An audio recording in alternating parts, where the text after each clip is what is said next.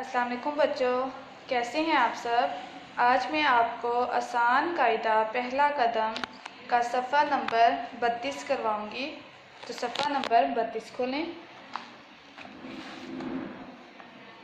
सफ़ा नंबर 32 हरूफ तहज्जी है सीन स।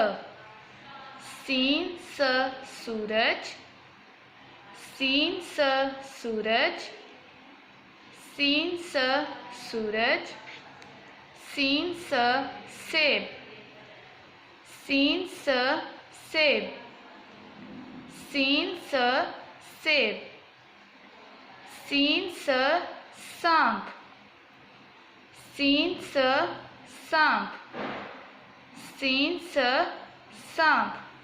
दोबारा पढ़ते हैं।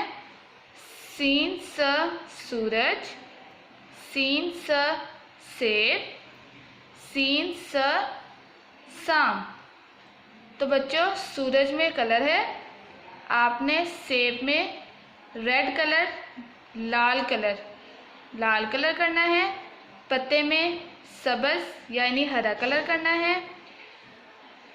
सांप में आपने ब्राउन कलर करना है। तो बच्चों, आपकी बुक पे नीचे सीन लिखा हुआ है ट्रेसिंग, तो इसके ऊपर पेंसिल फेरें।